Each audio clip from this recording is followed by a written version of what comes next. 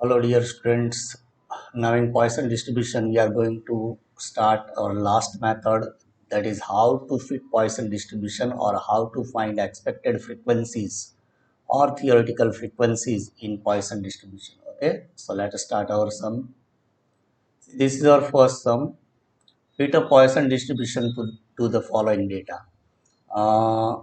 આપણને જે આપેલી છે ઓબ્ઝર્વડ ફ્રીક્વન્સી છે એના ઉપરથી આપણે એક્સપેક્ટેડ ફ્રીક્વન્સી ફાઇન્ડ કરવાની છે અને આની જેટલો જ એનો ટોટલ થવો જોઈએ. Okay, so first we need value of mean means m. Okay, તો એમ માટે આપણે પહેલા એક ટેબલ બનાવીએ. So our table is ready. First column x, then y, second column f, and total of n is generated by n. N is equals to 200. Okay, now for mean, find out product of both the columns fx. Okay, f into x આપણે 11th 12th માં આ રીતે તમે શીખ્યા હશો. તો 110 into 0 equal to 0, 65 into 1 equals to 65, 21 into 2 is equals to 42, 3 3s are 9 and 4 1s are 4. Okay, now find out total of fx. 65 plus 42 plus 9 plus 4, it is equals to 120. So total is 120. Okay, now after finding total of fx, find out mean. So mean equals to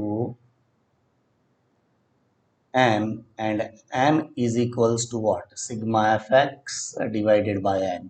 Sigma fx we find 120 divided by n is total number 200 equals to 120 ના half કરીએ તો 60 upon 100 એટલે 0.6. So m equals to 0.6. Therefore, e raised to minus m equals to what? Equals to e raised to minus 0.6. અને log table માં આપણે value જોઈ શકીએ, otherwise આમાં આપેલી છે 5488, 0.5488. ઓકે, ચલો તો e raised to minus m મળી ગયો આપણને. Now write down probability function. P of x is equals to e raised to minus m raised to x upon x factorial. Okay, now find probability for each number of x, like 0 1 2 3 4. બધા માટે probability find કરીએ તો p of 0 equals to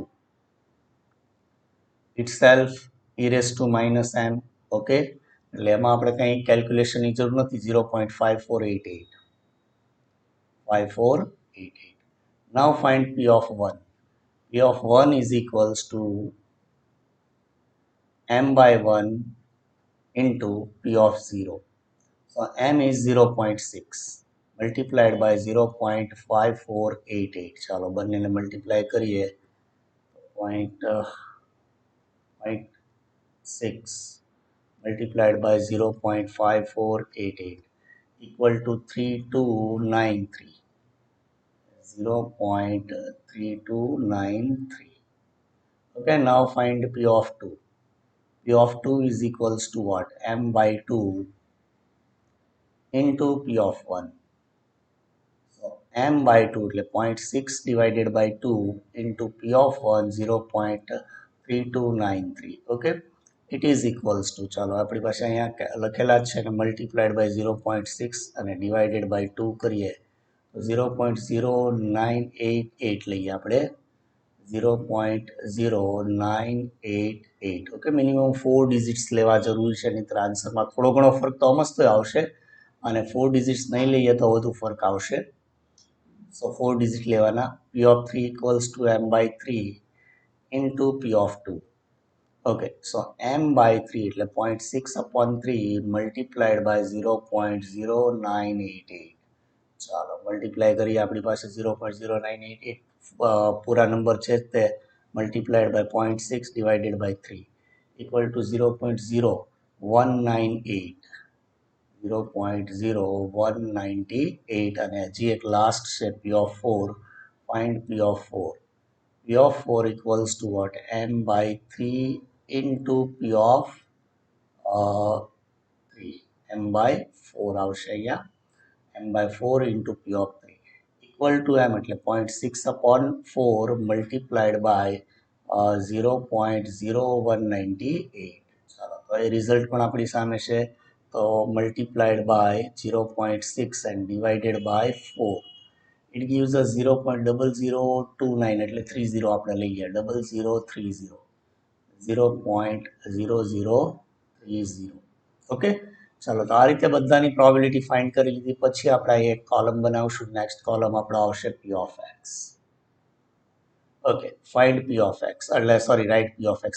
first આવશે 0.5488 0.5488 sorry બધું છે 0.5488. P of 1 is 3293 0.3293. Okay, now P of 2 0.0988 0.0988. P of 3, find P of 3 0.0198 0.0198.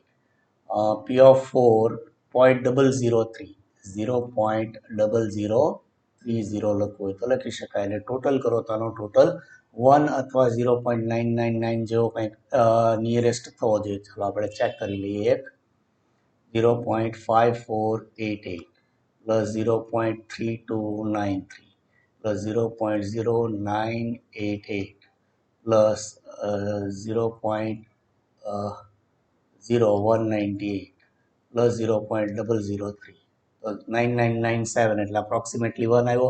એટલે perfect 1 તો નહીં જ આવે, કારણ કે આપણે બધા ડિજિટ કન્સિડર કરીએ ને તો પરફેક્ટ 1 આવે. એટલે આન્સરમાં પણ મે બી થોડો ફરક આવી શકે. અહીંયા આન્સર આવવો જોઈએ 200. ચાલો આપણે ચેક કરીએ. તો આપણે અહીંયા એક ટેબલ થોડું નાનું બન્યું છે. E of x લઈએ તો expected value of x equals to x into px. બરાબર, તો આ બધું લખતા નથી, ડાયરેક્ટ મલ્ટીપ્લાય કરીએ. x into sorry n into p of x n into p of x. 200 સાથે બધાને મલ્ટીપ્લાય કરતા જઈએ. જે અમાઉન્ટ આવે એ થશે આપણી એક્સપેક્ટેડ વેલ્યુ ઓર થિયોરિટિકલ ફ્રીક્વન્સી. તો ફર્સ્ટ આપણા માટે n તો 200 છે, તે ફિક્સ જ તે 200 મલ્ટીપ્લાઈડ બાય 0.5488 એટલે 109.76. અપ્રોક્સ એ લખી શકો અથવા તમે 110 ડાયરેક્ટ લખી નાખો તોય ચાલે. અને બંને નંબર લખવા હોય તો લખાય આ રીતે. પહેલાં આમ લખવાનું 109.76 approximately 110. Okay, both are okay, તમને જે કમ્ફર્ટેબલ લાગે. બટ આપણે ડાયરેક્ટ લખીએ છીએ અહીંયા. સેકન્ડ નંબર છે 0.3293 multiplied by 200. It is equals to 65.86 approximately કેટલા લખશું આપણે 66. ઓકે, થર્ડ વન જે છે 0.0988 multiplied by 200 equals to 19.76 approximately it is 20. Now 0.0198 multiplied by 200 તો 3.96 એટલે approximately આપણને મળશે 4 અને 0.003 multiplied by 200 તો 0.6 એટલે આપણે 1 લખવું હોય તો લખી શકીએ, પણ 1 લખવાથી શું થશે, ટોટલ પાછો 200 જ થવો જોઈએ. જો તો 110 પ્લસ 66 પ્લસ 20 પ્લસ 4 તો 200 અહીંયા થઈ જાય છે. એટલે આપણે અહીંયા 1 ની જગ્યાએ શું લખશું, અહીંયા 1 ની જગ્યાએ આપણે લખશું 0. બરાબર છે, કારણ કે બધા નંબર જો કન્સિડર કરો તો ઓલમોસ્ટ 0 જ આવી જાય. આપણે 3 લીધા એટલા માટે ઓ થાય છે. અહીંયા આપણને મળી જાય 200 એટલે આપણો આન્સર કરેક્ટ. મેં કીધું એમ થોડો ફર્ક મે બી પોસિબલ છે. Okay students, this is our second sum. એનું ટેબલ પણ મેં પ્રિપેર કરી રાખ્યું છે, એટલે આપણે ફટાફટ સમ સોલ્વ કરી શકીએ. ક્વેશ્ચન આ રીતે છે, using Poisson distribution find the expected frequencies for the following data. એટલે એક્સપેક્ટેડ ફ્રીક્વન્સી ફાઇન્ડ કરવાનું કે અથવા તો એમ પણ કે fit a Poisson distribution. Okay, so first of all we have to find mean. ચાલો તો પહેલા નીચે આપણે મીન મેળવી લઈએ. તો મીન ઇક્વલ્સ ટુ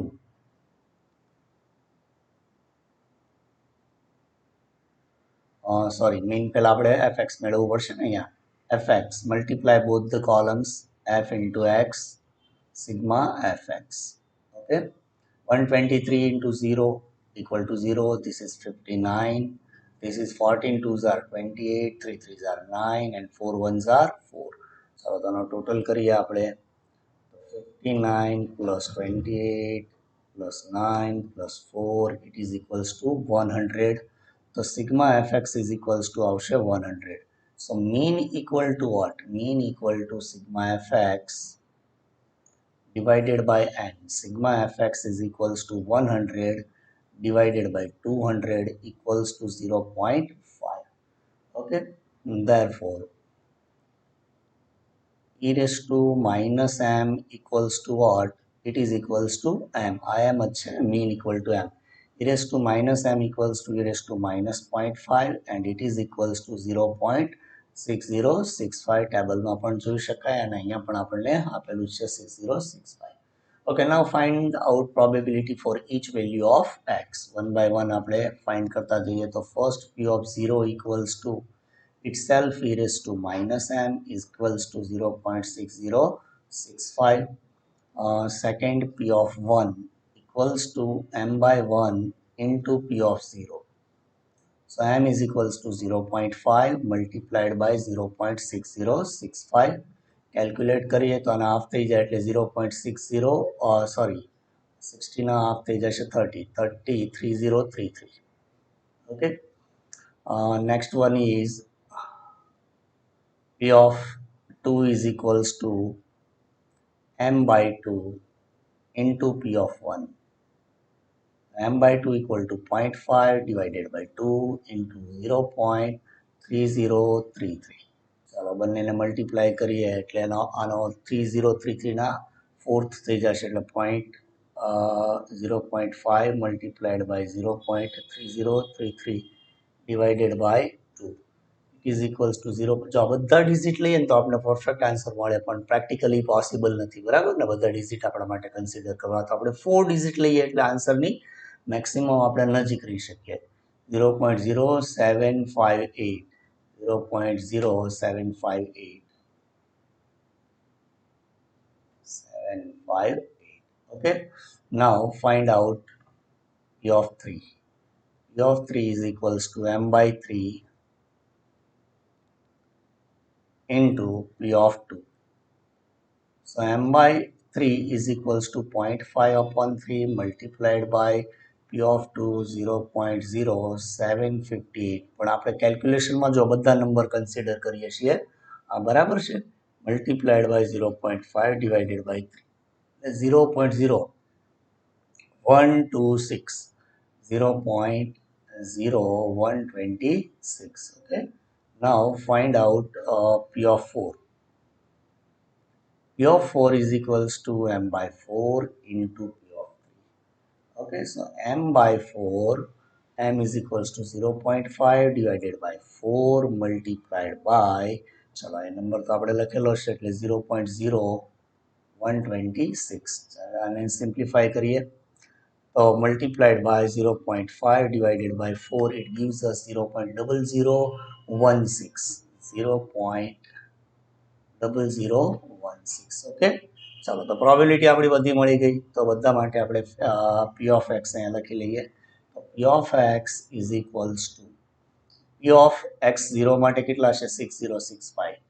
0.6065 પછી એના હાફ છે 0.3033. then by p of 2 is 0.0758. p of 3 0.0126 and 0.0016. 0.0016. Okay, total should be equal to 1. Now our final column.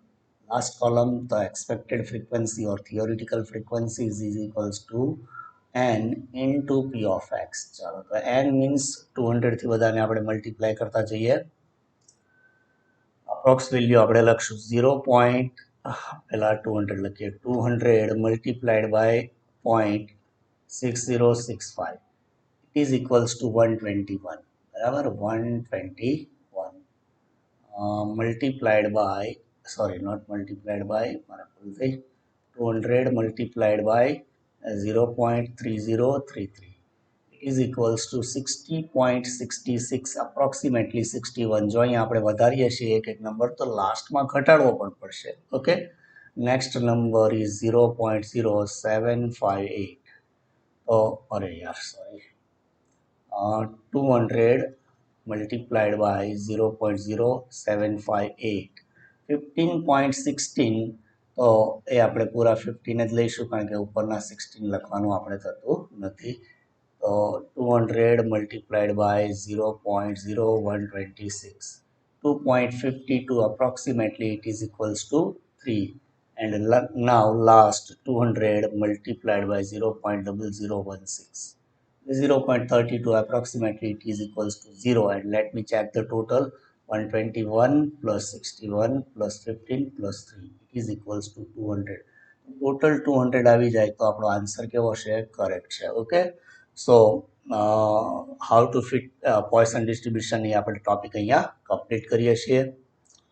So student, I hope કે આખું પોઇસન ડિસ્ટ્રીબ્યુશન આપણે થિયરી સાથે લીધું તો તમને બરાબર સમજાણું હશે. So we will meet in next video with new chapter, normal distribution. Okay, goodbye everyone.